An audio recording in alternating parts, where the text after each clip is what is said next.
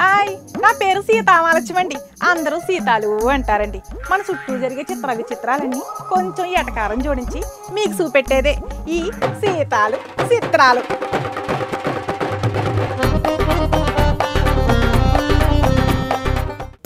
Hi, నమస్కారం అండి. నేనండి సీతాలనండి. అబ్బబ్బబ్బా, ఉబ్బరించేస్తుందేటి. ఎండలు బాగా ఎక్కువ ఉన్నాయి కదండి. ఓ పక్క ఎండలు, ఓ పక్క పెళ్ళిళ్ళు. మా ఆడోళ్ళు ఎంత గొప్పోళ్ళేమో తెలుసా?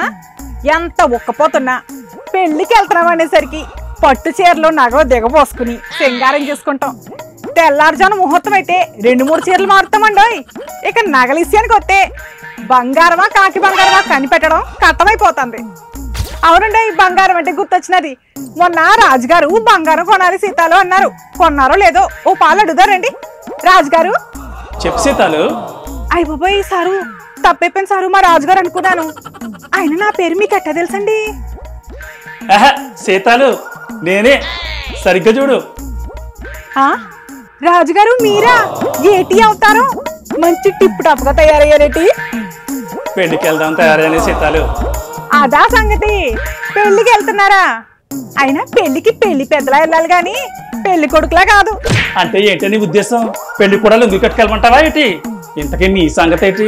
పెళ్లి కూతుర్లా ముత్తబయ్యో, ఇవాళ మీ షష్టి పూర్తా ఏంటి? అమ్మో అమ్మో, ఎంత మాట అనేసాడు రాజుగారు. షష్టి పూర్తి 60 ఏళ్ళకి చేస్తారండి, 30 ఏళ్ళకి కాదు.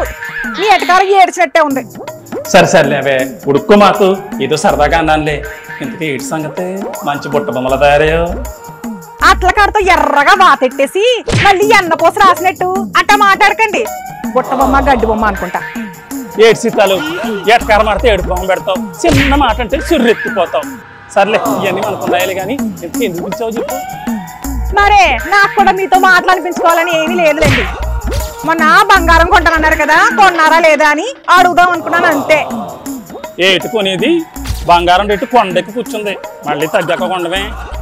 అయ్యి బాబోయ్, బంగారం రేటు పెరిగిపోయిందా? ఎంత పెరిగిందేటండి? ఇవాళ గ్రాము బంగారం 9,000 ఉంది. అంటే తులం బంగారం 95,000 దాటేసింది. ఓయమ్మో, అంత రేటే? బంగారం రేటు అట్టా పెంచేస్తే ఎట్టాగండి? అసలే పెళ్లిళ్ళ సీజను.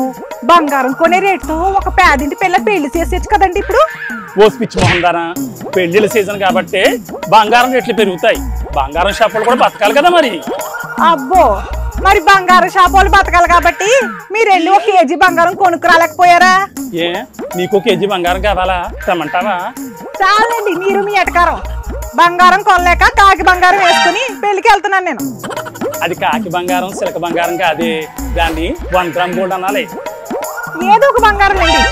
అయినా రాజుగారు, బంగారం రేటు రోజుకొకలా ఎందుకుంటదండి? ఓనాడు తగ్గింది కదా అనుకుంటే మర్నాడు అమాంతం పెరిగిపోతుంది. ఎందుకు మీకేమైనా తెలుసా?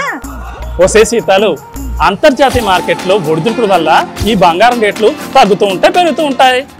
అయ్య బాబోయ్, అట్లాంటి పెద్ద విషయాలు నాకు అర్థం కావండి. కానీ రాజుగారు, బంగారం రేటు ఇంత పెరిగిపోయింది కదా, మా లాంటి పేదోళ్ళు మధ్యతరగతి వాళ్ళు పిల్లకు పిల్లడికి పెళ్లి చేయాలంటే చాలా కట్టమే కదండి.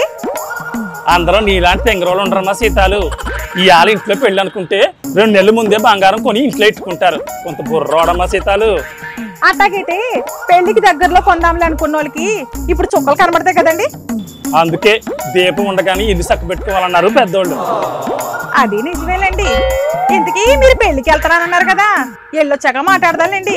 నేను కూడా పెళ్లికి వెళ్ళాలి. సర్లే, బేగెళ్ళు. నువ్వు రాకపోతే పెళ్లి ఆపేస్తారేమో. నేను కూడా పెళ్లికి వెళ్ళాలి. ఈయనకి ఎటకారం బాగా ఎక్కువైపోయింది.